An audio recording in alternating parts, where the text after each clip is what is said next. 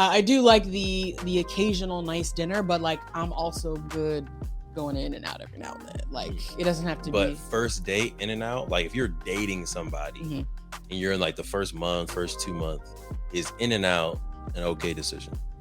I would say not for the first date, but it is an okay, I think, scenario in the first couple of dates. Like, I think, like, okay, we can go, like, first date, Cheesecake Factory. Perfectly fine to me. That used to be one of my favorite restaurants. Like, I would have been A-okay with that, right? Thank y'all for tapping into another Melanated Married Millionaires in the Making show. Make sure y'all engage with us by leaving a comment or asking a question below. And of course, Queen, where can they go to stay tapped in? Stay connected with us by going to them4show.com and follow us on Instagram at them4show. Now, let's get into the episode. Welcome, beautiful people, to another powerful and intent. You like that? That the yeah, you like? No, I can't tell if you're making fun of it or if you're like, I like that. It just seemed a little bit mismatched with welcome, but you're like, this seems like a really like hype thing, but you're like, welcome. My bad. But welcome, y'all. I am hype. I'm excited because we're just leaving a reading session, which I'll talk about probably at the end of this episode. But welcome, y'all, to the M4 show, Melanated Married Millionaires in the Making. I'm your host, De'Von Travell, creator of Black Wall Street, the board game. And y'all know I got with me the queen. Who you got? My wife. Eyebrows popping, smile popping, eyes a deep sea of stars and dreams. Please introduce yourself. All of that. What's up, everybody? My name is Sinclair, aka the Health Nerd. So I want to get into this episode. So I think this was maybe 2 weeks ago, last week, where you showed me an Instagram post where this young lady, I don't know how old she was, I'm just gonna call her a young lady out of respect, was on a first date with somebody. The man picked her up, opened her doors, was willing to pay for the date, but seems to me that he chose the wrong location, apparently. And when they pulled up to the location, the woman refused to get out of the car. And you may think, like, where could they have possibly gone on their first date to not even warrant an attempt to get out of the car? Was it Burger King? McDonald's? Was it McDonald's? Was it an elevated fast food experience? Was it In-N-Out? Was it Chick-fil-A? No. This woman refused to get out of the car for the Cheesecake Factory, y'all. Now, my level of bougie on the scale of 1 to 10 is like a 3 or 4. So, like, to me, Cheesecake Factory, I feel like is nice. Yeah, I feel like Cheesecake Factory is nice. But she was basically saying how she deserves more than a Cheesecake Factory first date. And this is kind of be the premise, the foundation of this episode. Typically, we do talk a lot about wealth. We talk a lot about how you build a business together. But if you can't even get past the first date, how you'll get to $1 million marriage? You won't, right? So, Queen, any initial thoughts on that Instagram story, right? That's been all over social media. There's been multiple posts about it at this point. Someone made a whole post about restaurants they wouldn't go right on their first date. Olive Garden, Red Lobster, all the go-tos. All the go-tos are on this list. So I'm just like, if I was single in 2023, I would not be making it in these streets. I'm gonna tell you right now, I would not make it in these streets. But Sinclair, your initial impression as the queen of this show? I mean, my initial impression when I saw the video, and most interesting videos like that, is I'm going to the comments. I'm seeing what the people immediately say. Scrolling. Right. Because I was honestly curious, like, that sounds outlandish to me, but I was wondering, like, am I weird? Like, am I weird for thinking that that's ridiculous? Or like, is that what everybody's on now? And I'm like old school. So that's why I was going to the comments to see, like, is my stance weird but no, a lot of most of the women there was like, you're on your own, sis. Because she was like, ladies, come on, don't you agree? And I was like, no, I do not agree. I'm sorry. We are on two different wavelengths.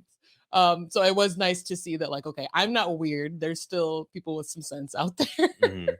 But yeah, my initial thought was just that's ridiculous. That was literally my first thought, was like, now background in that specific scenario, that was actually the second choice of restaurant because the woman was late and they missed their reservation for the first restaurant.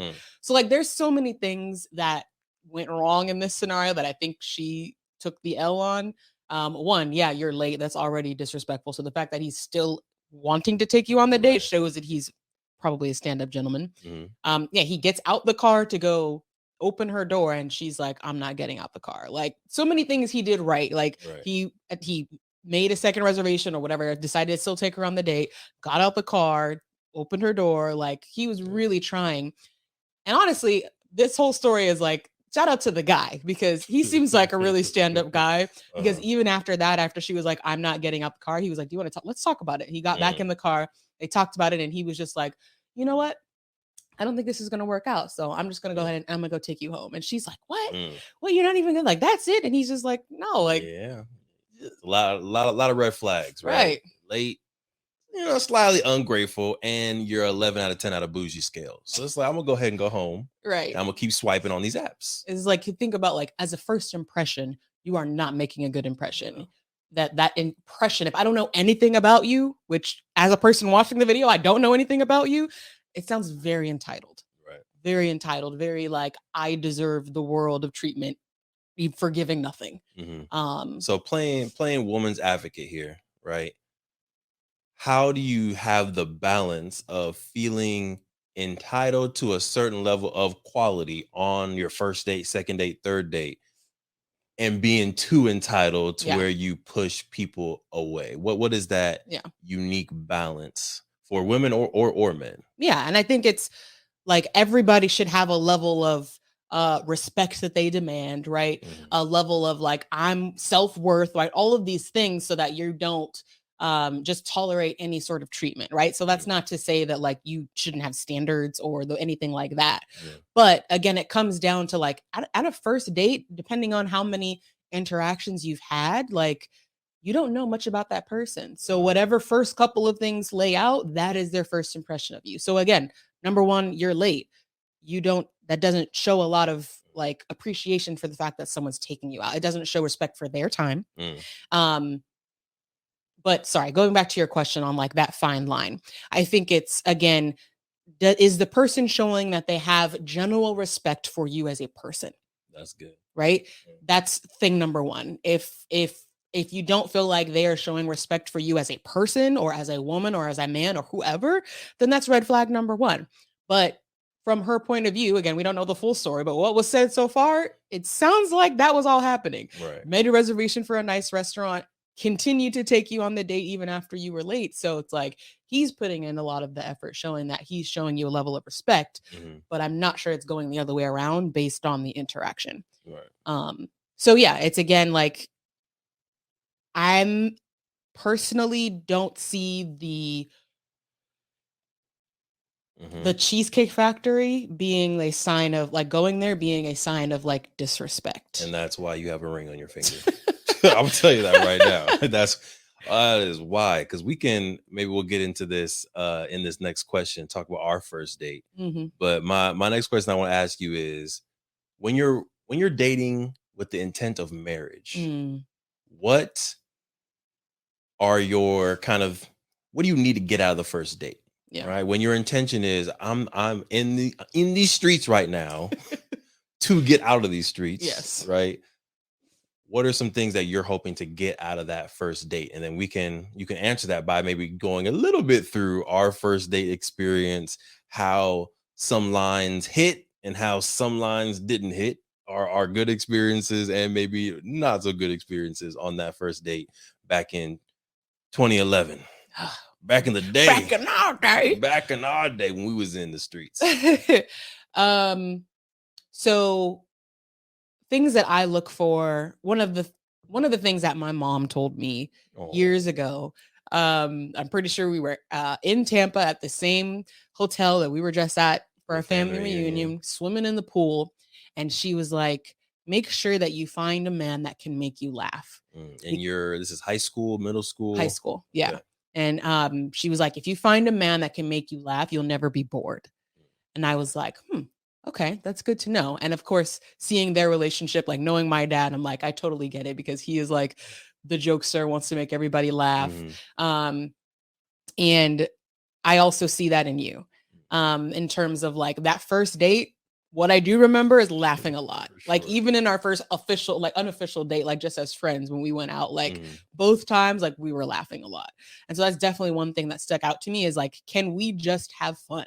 Right. Like I feel like the first date, there's so much like pressure, I think, built up on a first date, especially when like you don't know how it's going, especially for like if a situation where you're going in blind and like you don't know much about the other person. We were already friends a little bit, so I think it broke the ice a little bit, but Right. I feel like sometimes there's so much like pressure built up on a first date that it can feel a little bit like nerve-wracking. Like, do I say the right thing? Like, do I present myself the right way? But if you just feel comfortable and like two Yes. people that are having fun and just building a relationship and a friendship, that to me is a beautiful foundation Yeah. because it shouldn't feel so like stuck up and like, oh, I'm trying to be this way. Forced. Yeah, it shouldn't be feel that forced. way. It felt real natural. So like diving into our first date, we went to a Mexican restaurant, Tres Hermanas. Shout out. Shout out to used to be in Davis. I don't think it's there anymore. Dang. But I'm not sure. Mexican restaurant. We went there. We shared like some nachos and like fajitas or something like that. And that's interesting because we created that culture literally So on when our you first say date. shared, what do you mean? What do you mean by shared? Meaning we got two entrees, Mhm. and we literally shared them both. Like he took half of the nachos, I took half of the nachos, and then same thing for the fajitas.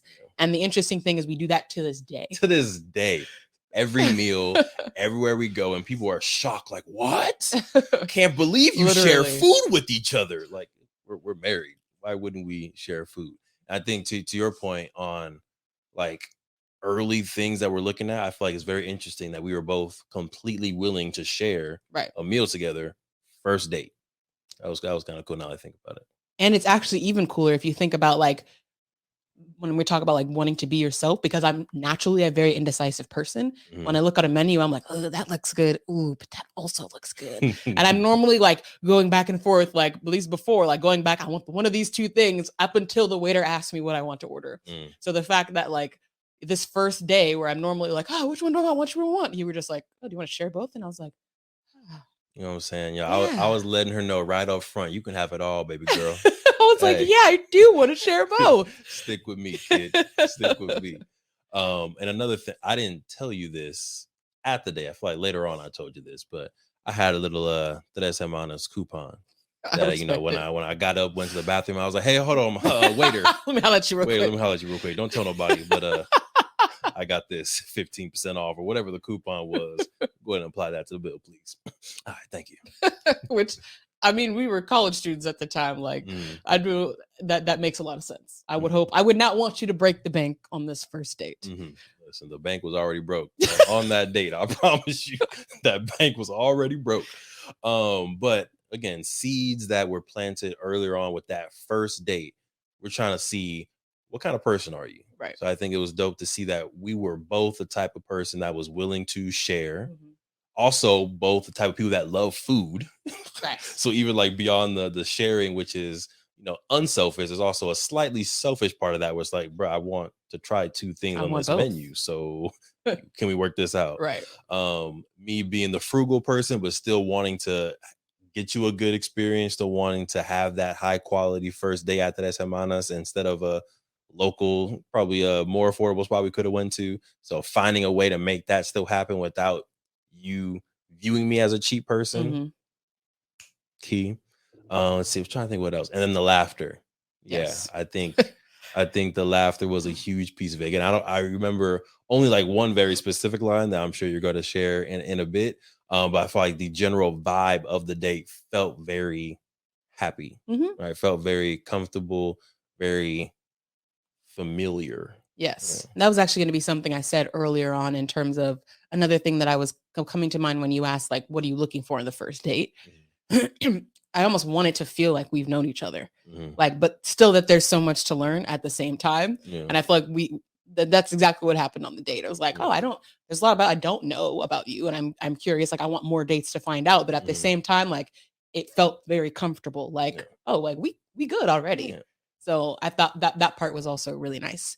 But yeah, that line, classic. If you've heard this story, classic. The chocolate line. But you know, Mr. Smooth over here, Mr. Game, on this first date was like, and fair enough, most people would have reacted a certain way to this question, but he was like, so you like chocolate? And I was like, not really. And he just like this like blank face goes on his face, and I just start busting up laughing. And he was like, I'm not gonna lie to you, I didn't have a plan B for that. I'm rolling because I'm just like, that was such an organic, like there's no way he could have planned that to go the way it did. There's no way he knew that my answer was going to be no. He definitely thought I was going to be like, yeah, because most women love chocolate. Right. Most people love chocolate. So the fact that, and then of course he doesn't really like chocolate himself. So it was just really perfect organic moment. And it was earlier on in the date. Like we would maybe just sat down, right. Maybe we just ordered. So it's like, that was a great icebreaker. Yes. And I feel like after that, it was real easy to just be natural because it was like, all right, well, completely bombed that. So can't get worse. Let's just have fun. And I do remember asking you, like, what would you have said if I said yes? And you were just like, not important. Yeah, so it's like, till this day, I don't know what the next line would have been. It doesn't matter because how it played out was perfect. There's another universe out there somewhere where you say, yes, I do like chocolate. And I give you whatever line was coming next. And it plays out maybe completely different. Or maybe exactly the same. Mystery, right? But let's keep it flowing a little bit. So the next thing that I want to talk about is how standards in dating change with age. Because I think, kind of looking back at the clip with the woman who didn't want to go to Cheesecake Factory, she was older. Right. And don't feel disrespected, people who are listening, but she was like in her 30s, maybe 40s. First of all, how are you going to say older and then say your bracket? Do you consider yourself old? I'm married though. Oh, so that makes you old? No, I'm saying I'm talking to a different segment of people, 30s and 40s, who are still dating. Whereas like for us, we were 18, 19 when we were dating. So it's like, if I would have pulled up to the Cheesecake Factory at 18, 19 years old, like this is our first date, I'm winning, right? I'm balling out of control right now. But when you look at it as a 30-year-old, a 40-year-old, a 50-year-old who's in this game dating, Cheesecake Factory is regular, right? I've been doing this for 30. I've been dating for 30 years. I've been going to the Cheesecake Factory. I know my menu. I order them on DoorDash. That's how what's it called? Unspecial a Cheesecake Factory might be to people as they're older. So for you, Sinclair, I want you to get into your grown, mature mind today. Mature. What type of standards have changed for you now that you're a grown woman compared to when you were 18, 19, 20 dating? Yeah. And you're saying, so what standards for me specifically, or how do I think they change in general? I want to stay specific. Okay. So you can go general, but I definitely want to hear for you as Sinclair, how has dating or how has your love standards shifted? Like if you were to date right now at 20 something years old, what would be the new expectations for you just because you're older? You've seen the world, you've traveled. Yeah. You know what I'm saying? So like life changes, your standards change as you get older, I would imagine. I feel like as you've been through more life, you've gone through more things, like you build confidence through those obstacles that you go through. So I feel like confidence is definitely probably something that grows with age, or that should at least grow with age. Excuse me. I guess I'm speaking more still in a general sense. So for me, like I want to be treated very special. I want to be treated like you want to spend the rest of your life with me. That's good. But again, it's very hard for me to answer this specific to me because we've been together for so long. So it's true, but I feel like still dating wise, I think you can feel the difference whether you're 15, you're 35. I feel like it feels different when someone is treating you like their future wife. Like that. I'm opening the doors. I'm paying for the meals. I'm calling you by your name or terms of endearment. Like I feel like there's just certain things that you're going to do as a man when you know this is going to be the future wife, mother of my kids. I'm about to grow old with this person. Yeah. You treat them different. That's true. So like, yes, I definitely want that extra treatment that shows, again, like I at least think there's a future with you. Mhm. So things like, yes, opening the door is nice. Like even like early on, like when we would walk down the street, you always did the thing where you were on the outside. Mhm. I'd never even heard of that before you did. I was kind of like, Mm. what's going on? Why are you? Y'all know that, right? If you're walking down the street with your significant other, typically, you know how I do it is the man is supposed to stand on the outside of the street. Now I've heard multiple things on why you do that. There's something where it's like if a car is about to drive by and there's a water puddle, the water will hit you first, right? Or if anything happens on the street, you're just first to react, so you keep the woman on the other side for safety. Real old school, but I feel like that's just like small things that I prefer to do for my queen. You know what I'm saying? And it's like in reality, the likelihood of any of those things happening are very low. But for me, it's just the intention. Mm. Like, wow, you're thinking that far ahead or that like just that deep into like how can I keep her safe at this moment? Even walking down the street, like how can I make sure that she's safe? Mhm. I think that those types of things go a long way. What else? I think in general, when it comes to like I like to think of myself as a pretty easygoing person. Mhm. Like I love special treatment. I love to go travel the world and go to, I say Michelin star restaurants, like we've been to multiple. Just one. Just one. Just one. Just one. But like Big flex. right, you know. right. I do like the occasional nice dinner, but like I'm also good going in and out every now and then. Like it doesn't have to But be. first date in and out, like if you're dating somebody Mhm. and you're in like the first month, first 2 months, is in and out an okay decision? I would say not for the first date, Okay. but it is an okay, I think, scenario in the first couple of dates. Mhm. Like I think like, okay, we can go like first date, Cheesecake Factory. Perfectly fine to me. That used to be one of my favorite restaurants. Like I would have been a-okay with that, right? Mhm. First date, Cheesecake Factory. Second date, we go see a movie and you know, go to some other restaurant. Third date, we go to In-N-Out and then a skating rink. Like to me, that is perfectly fine. It doesn't Mhm. always have to be fancy. Gotcha. I like to see the different dynamics because otherwise, if we only go to fancy restaurants, I only know you when you're suited and booted and trying to impress people and in this specific setting. Like, I want to see you stripped down, not what is going on here? We're going. Is this first date? Second date? Metaphorically, I want to see you like casual. I want to see you like casual guard down as well. And I feel like that happens in a specific setting. Gotcha. So yeah, like I want to do all of the things, especially in those first couple like months or dates. Like I want different experiences. So yes, I don't mind like something relatively nice. And I would like something relatively nice the first date just to show again that you care, but it does not have to be Roots Chris. Like, because also thinking the other way around, if we don't vibe, you just spent a lot of money on a new person that you met, but you know, doesn't necessarily add anything to your life if there's not a second date.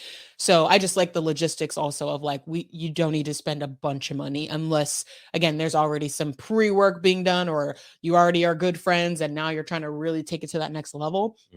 But if it's somebody that like this is your first date, you don't know much about them, like to me spending thousands, even hundreds of dollars seems like a lot. Indeed. Look, $1,000 first date, that's not our tax bracket right now. But something that's interesting that you said was, you know, I want that first date to be nice, for that first date to be, you know, fancy to show that you care. So is money the equivalent of showing caring? Like, let's say somebody they ain't got it, right? They're 35, 40 years old and they just don't have the funds for whatever reason. How else can they show that they care in a date without spending $100, $200, $300 on the first date? Is that possible when you're grown? Ooh, the deep breath. So It's sounding like a no. No, I think it's possible. The pause is sounding like a strong no. Here's the thing. I think it's possible. But usually I'm trying to like have the solution in my head as I'm talking. So I'm not just like, no. No. So say what's on your heart, Sinclair. It's sounding like a no. It's okay. But I'm also spoiled because I know the things that you have gone through and done to get me what I want. So I'm just like, how can I settle for anything less? But yeah, I'm like, it doesn't have to be like money fancy, but I'm also like, from a woman's point of view, the other thing that comes to mind is like, oh, it would be so like cute in theory if you were to like cook a meal or something like that doesn't cost a lot of money, that takes time and effort. But also, I probably would never go to somebody's house on the first date. So that's why I'm just like, it would be hard on a first date to be able to show that without spending money. So can the first date be coffee shop? We just meet somewhere, coffee, maybe some light breakfast, build that trust. Yeah. And the second date is food at the house where I can show you some romance. I got some flower petals. We got some music playing. I'm cooking something. Maybe we're having a paint and sip at the house. I don't know. Second date is... That's still too soon? Yeah. After just coffee? I don't know about that. Yeah, okay. What y'all think? First off, does money equivalent? Equal? What's grammar? Equal. Does money equal caring? Sure. Y'all let us know. Do y'all want to see a lot of money being spent on the first date to show that this person cares about you? Or is it small details? Is it something else that they can do on that first date to show that they care? All right. Yeah. Okay. So this point was aggressive. Money does not equal caring, especially not on the first date. So I just thought about, to me, effort equals caring. And so again, whether that's effort of finding a nice restaurant or even effort of finding something that means something to that person, right? If like, oh, you talk or you're texting or whatever, or even you do research, right? And you find out like, oh, they really like the sandwich from this specific sandwich shop. Like, to me, that would be kind of cute.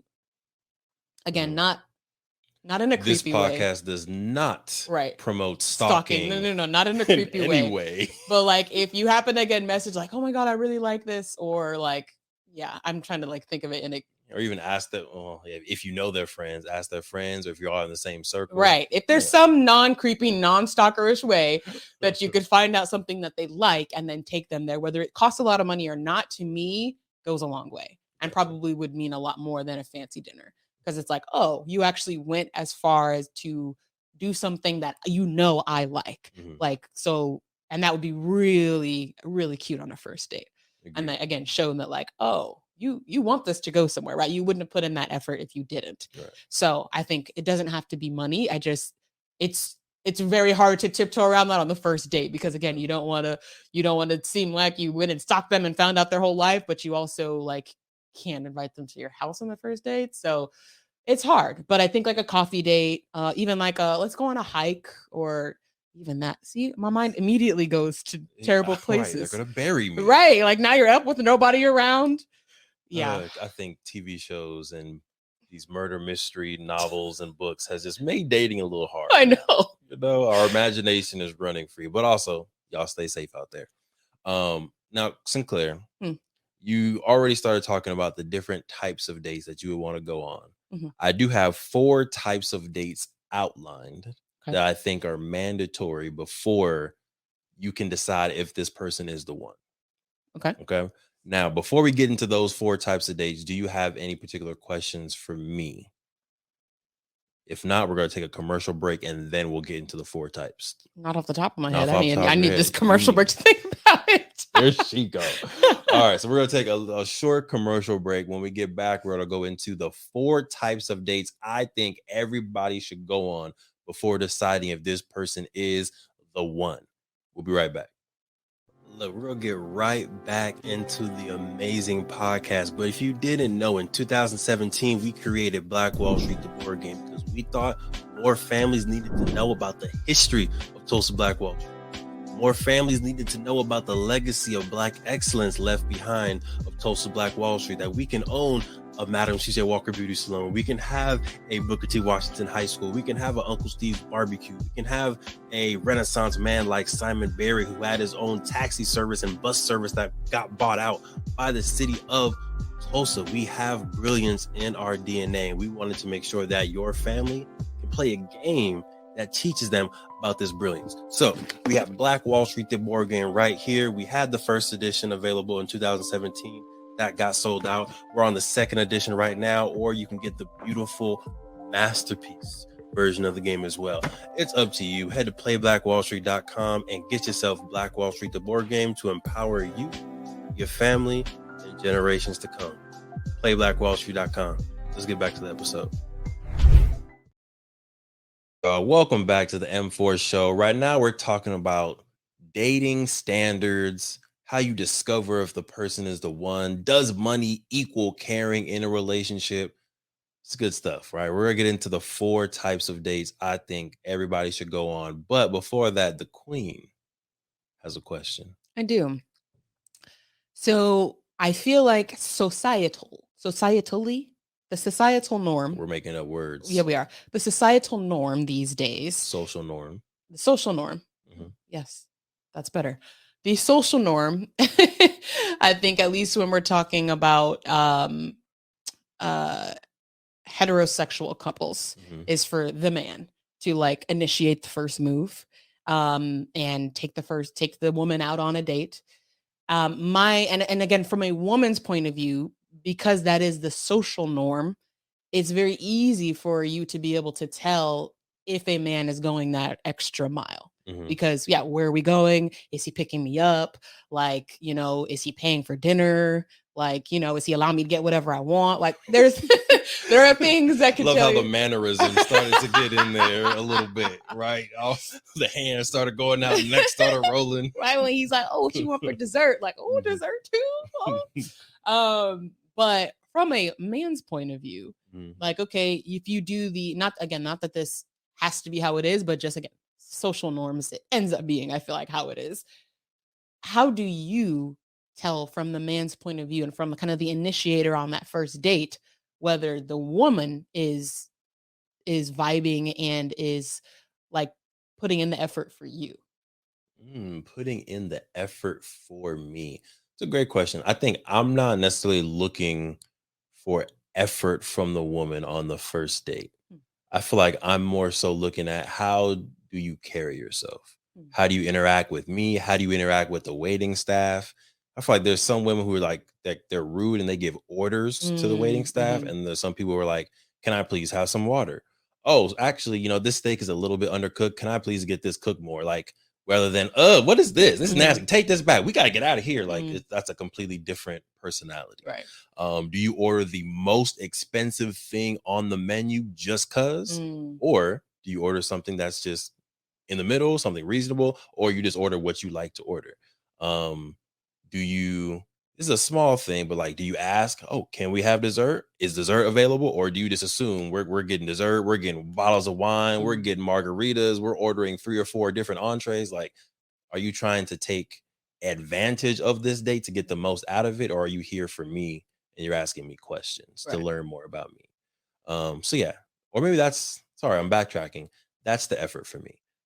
How do you make an effort to get to know me? Are you asking questions on this date so that you can learn what kind of man that I am? Got you. Or are you just sitting there? Yeah, just sitting waiting there, for questions looking to pretty, be asked. Right? Ordering food, ordering people around, eating the food, and trying to get out as soon as possible. That's good. Yeah. Ding. Good question, Sinclair. Feel free to keep firing them. But with that being said, I did slightly remix the 4, and I added a 5th date. Right, because thinking of what you just said, we do some live brainstorming on here. So I think there's now 5 dates.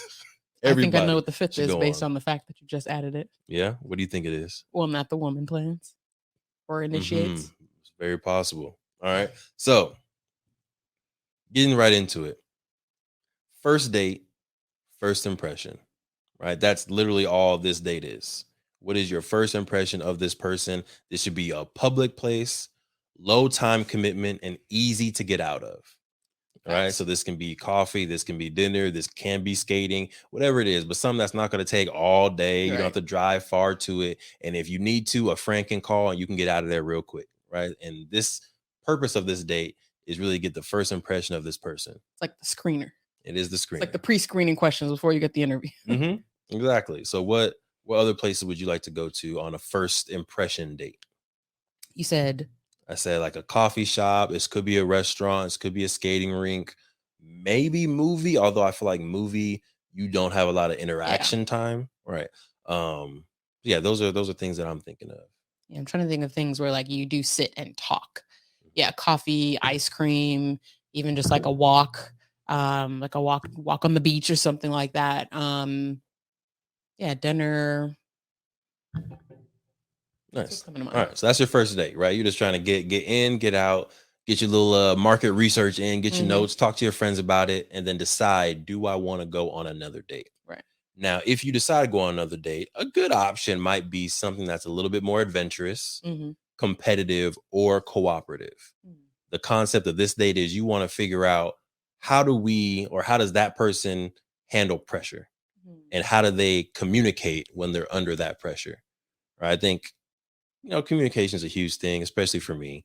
But I think in marriages, conflict is a big thing. Yeah. And how can you present conflict or a difference of opinion and get to the other side without cussing each other out, without any abuse, without anyone feeling less than? Mhm. And I think you want to be able to see that within a date as early as possible so that you know. Right. All right. Any thoughts on that?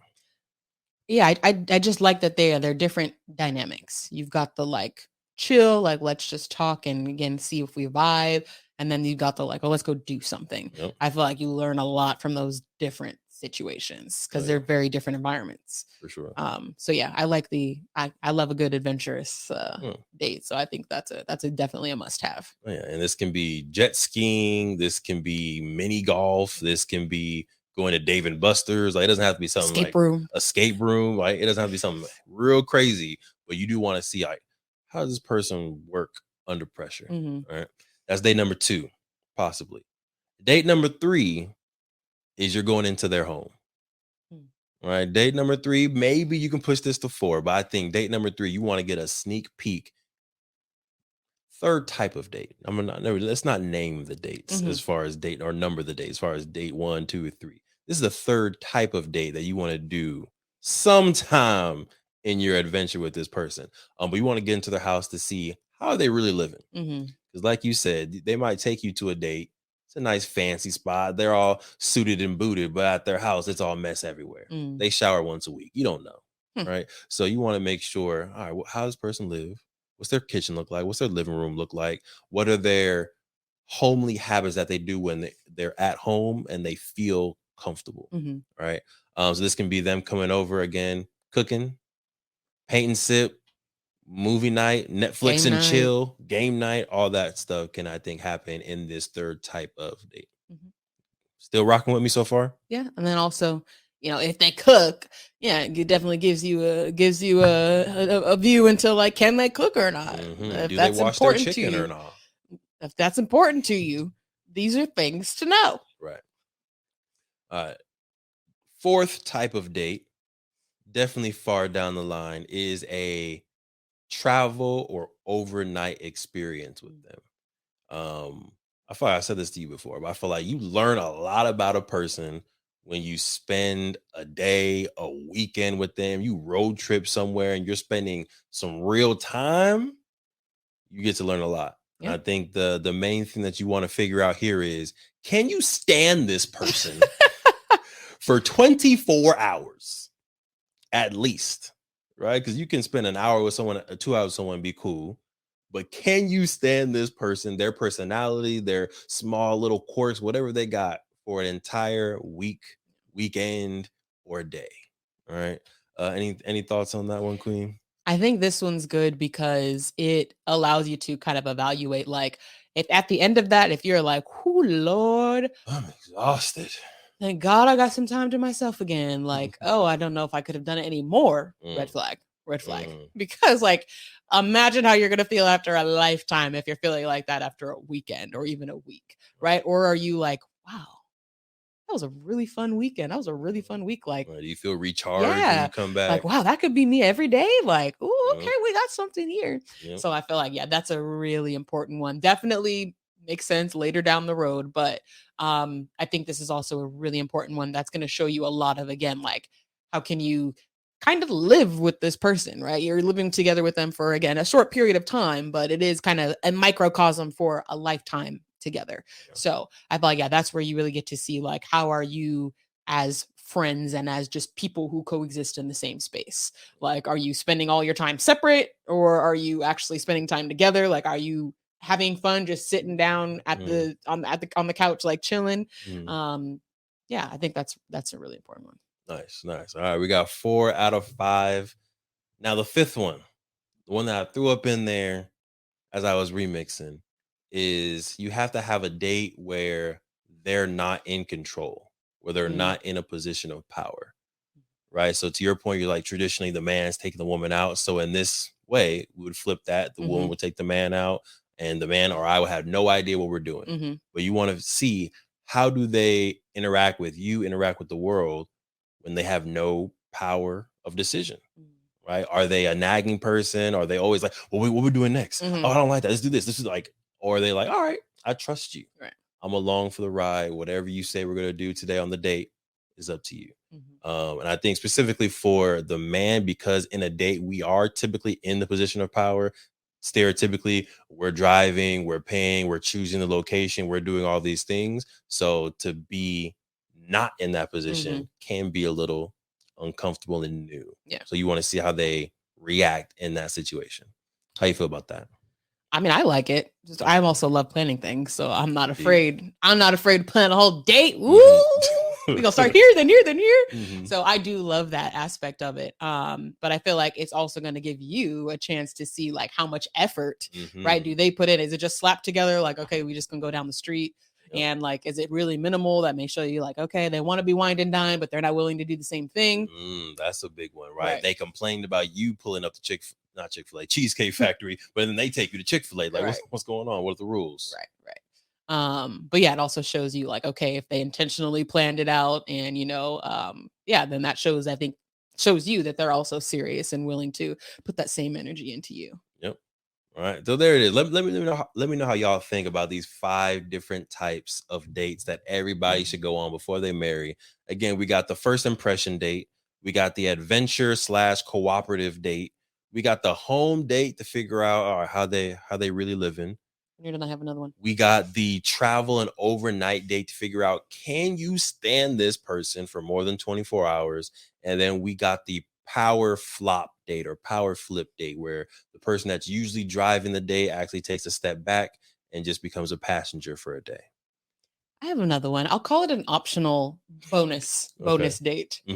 A group date. Like a group date with friends or with strangers? Oh no, definitely friends. Okay. So again, whether it's friends of you two or friends of one other person, but I think a group date is also a good time to see how they interact with either people, again, depending on who knows the other people, how they interact with your friends, how they interact with people that care about you, how they interact with strangers, or again, if it's flipped around, how they interact with their friends. But I think either way, you're going to get good information. And that's important, I think, right? If they're like, are you constantly trying to like one up the other couple or like one up each other? Or, you know what I'm saying? Are they butting heads or are they inquisitive, trying to get to know the other couple? If you go and do something competitive, again, is it like, is it fun or are they really like cutthroat? Like all those things are going to tell you a lot of information, I think, about how they interact with other people. I like that one. I also like that one because you can see, do they treat you different based on who they're around? That's good. Right? Because I think you bring some friends to the mix, friends who have history with them, have seen some of their other exes, and now are they afraid to be affectionate with you in front of their homeboys? Or do they treat you a certain way in front of your friends versus when you're in front of their friends?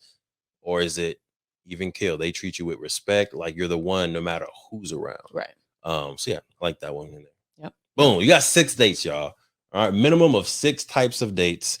Is there a minimum of the number of dates you think, Sinclair, someone needs to go on before even considering marriage?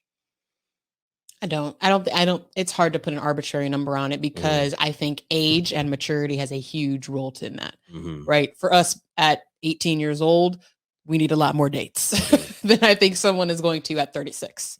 Right. So I feel like it does. And not even necessarily. Sinclair said, if you 36, take 2 dates and propose. Not even that. You better lock it up.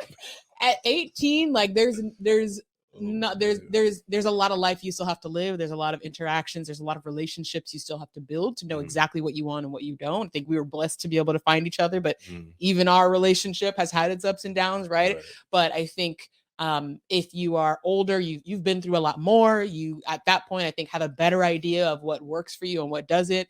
What 2 dates. That's all I'm 2 dates. 2 dates. I want the ring. You should know. Yes and no.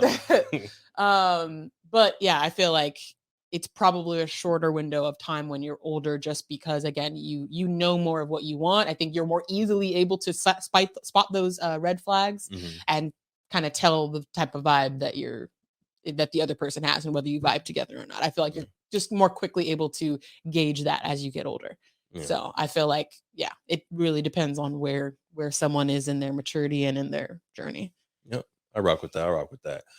Anything else you want to say on this topic of standards, dating, maybe how this plays or connects to Melanated Married Millionaires in the making, and advice on dating for that particular type of folks? Or you think we're good with this episode? I think if we're talking about M4, right? Melanated Married Millionaires in the making, I think finding someone who shares your values on wealth building, on, past generational wealth, whatever it is, health, wellness, like that's really important.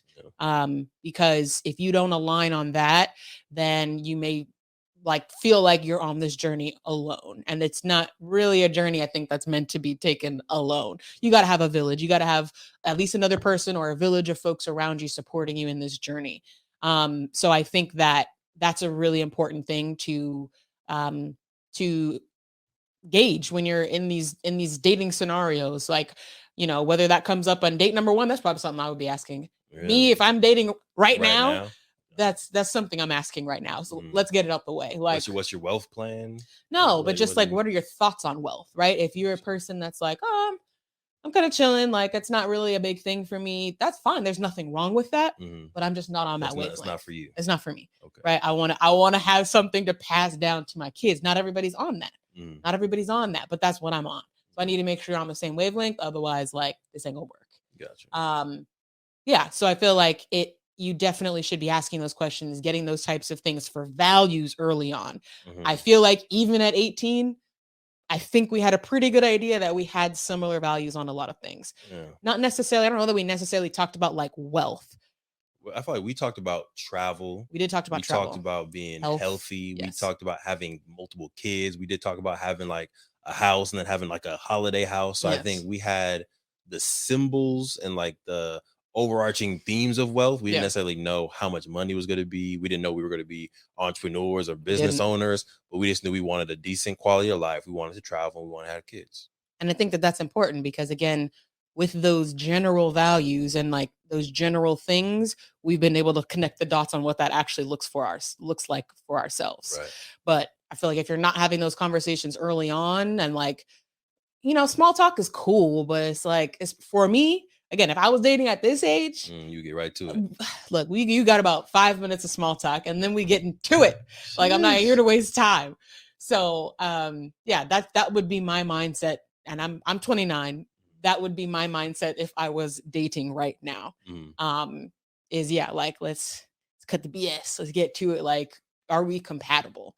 Because at this point, I would not be wanting to just be in the streets. Yeah. I would, like you said, I would be in the streets to get out of the streets. And I feel like in order to do that, you really need to make sure you're aligning yourself and spending time with people who have those values. Because again, if we have those values, we always got stuff to talk about. Right. We always got dreams to build. We always got things that we can make happen. But yeah, that's the last thing I wanted to add. That's good. Thank you for adding that, Queen. All right. Definitely interested for you all. What are maybe 3 to 4 questions that you feel like you need answers to on that first date that align with values? Whether that's kids, whether that's wealth, whether that's health, whether that's fashion, whether that's money equal caring.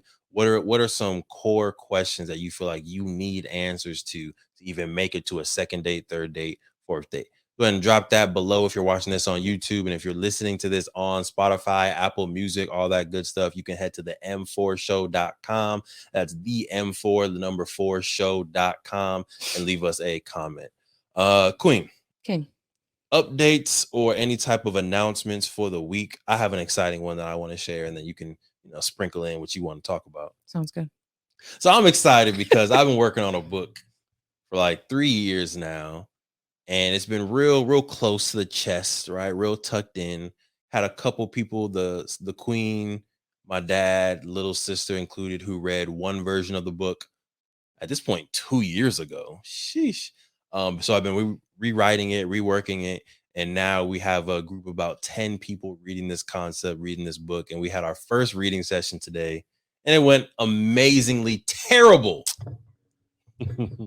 No, I'm kidding. But like I think some people would consider this a bad read because there was a lot of feedback that was given on things that need to be fixed, things that were maybe a little bit confusing, things that we need to make sure we clarify in another edition. But for me as the reader, as the writer, this is really great feedback, right? Because I'm able to take these things, some questions that people are asking now in chapter 1, chapter 2, I know it's going to get answered later. So I'm like, ooh, it's good that they're already thinking about this. And there's some things where it's like, I would have never came at it at that from that perspective. So this is great to get someone else's perspective who has a different walk of life, sometimes even more similar to the character that I was trying to write, that can make the character more authentic.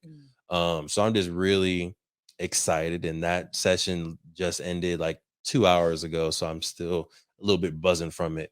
But yeah, excited for that project to be released. This book, which I will not name yet, will be rewritten, edited, and I'm aiming for June Black Future Month 2024 is when I would like to be published and released. So y'all be on the lookout for more updates and announcements on that. De'Von Travell, book number 6 on the way. Can I just give you some flowers real quick?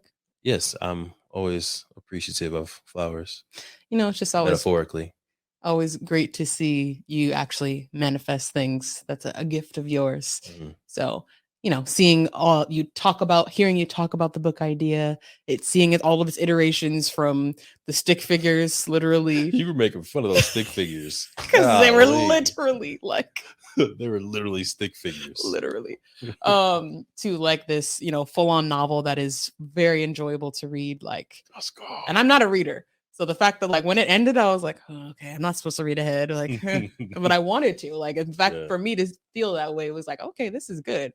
So yeah, just proud of you that you're completing the task. You're, really putting in that intentional effort. I know you're like not the detail-oriented person, but you're putting in a lot of effort to get those detail-oriented, things all together, which I think is going to pan out beautifully. I think it's already a beautiful story. I'm excited to see its final, completed masterpiece, and for the world to see it, to hear it, to read it as well. But yeah, I'm just excited. It's really good to feel all the synergy on the call. I was telling you, like, I'm your biggest fan, obviously, so it's like I think anything you do is great, but it's also good to hear like other people think that as well, even like people that are avid readers loving this story. So that means you onto something. Thank you, Queen. I appreciate that, and I feel like I am trying to get better at the not perfectionist side of things, but the like fixing the details and the small things that I have the ability to fix. Because I think in the past I've really focused on speed with books, with designing games, with flashcards, like whatever it is. I'm just like, all right, let's get it done. Let's get it complete as fast as possible. And I feel like now in this stage of life, sound like an old person, right? I feel like I'm really trying to focus on that quality. So this is the first time I think I've had a open book read, getting feedback to give me the opportunity to go back and make the book even better, because I do want this concept. I think it has a lot of potential. So I want the first time that this concept is introduced to the world for it to be quality. And can I go to my next announcement? Of course. So going to the next announcement, and again, building on the detail orientedness, we are cooking up the next edition of Black Wall Street, the board game, right? And in this cook up, we're really looking back at the second edition. What are some of those small details that maybe we missed or that we didn't add out of time because we just wanted to get to the market, that we can fix, update, elevate for this next edition. And then even there's been like a lot of back and forth on this like small file things like, oh, we forgot this text, or there's a shadow right here that probably wouldn't be seen in print, but do you want to redo the file anyway? And there's some lines that are here that, we probably won't see, but do you want us to proceed or do you want to get rid of it? And just kind of going back and forth with the manufacturers, going back and forth with Markel, our designer, and not being willing to settle. Right. And I think me being a people pleaser, sometimes I settle because I don't want to bother somebody for something. And I was like, oh, I forget. Let's just print 3,000 copies with this one mistake because I didn't want to take the 5 minutes to bother somebody to get a small thing fixed. And I was like, no, sorry, I need this fixed.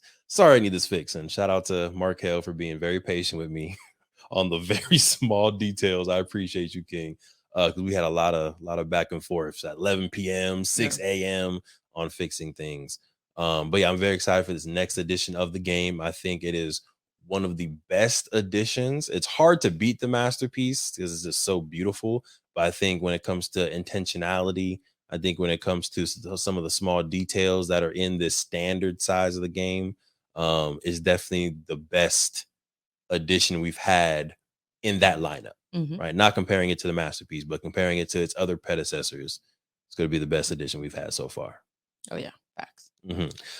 Queen, anything you want to sprinkle on that as far as updates, either within the realm of Play Black Wall Street, M4, or the health nerds world? Should I talk about it? Otherwise, I don't. You can talk about whatever you like to talk about, Sinclair, because you have the power. There it goes. Y'all hear me talk about this financial literacy program every week because it's that good. And we are literally gearing up to start this week. Finally, it is here. This is the LIT, aka Leaders Innovating Tomorrow, 10-week financial literacy program that walks scholars through identifying a problem they see in their community or in their household, and then walking them through how to create a business that solves that problem. So the goal is really creating the next wave of community focused and kind of solutions oriented on entrepreneurs, because they run the world. They do. And so if this sounds like a program that you want to see in a school near you, hit us up at info@playblackwallstreet.com and we can talk about how we can support your scholars. We're doing a lot of outreach and going to Black College Expos all in the SoCal area. So if you are in Southern California, if you're in, the San Bernardino area, San Diego, or Irvine, Orange County, LA, we're primarily in LA right now. So especially if you're in LA and you're not at your school yet, what you doing? We got to get you in the mix. Oh yeah. So definitely hit us up and let's talk about how we can get lit at your site. Let's do it. All right, y'all. Appreciate y'all for tapping in. Of course, make sure y'all like and subscribe. I'm your host, De'Von Travell, creator of Black Wall Street, the board game. I'm Sinclair, aka the health nerd. Make sure y'all secure the marriage. Make sure y'all secure the love. And of course, make sure y'all secure the bag. Peace. Thank you for supporting the M4 show and our mission to increase the wealth of Black families. If you received any value from this episode, any value at all, any, do us a favor and give us a like and subscribe on YouTube and Apple, Spotify, anything, all of them, all of them, wherever you're listening, go ahead and like and subscribe. And after you like and subscribe, make sure you send this episode to at least one family that you really want to see win. We'll catch y'all next time. Peace.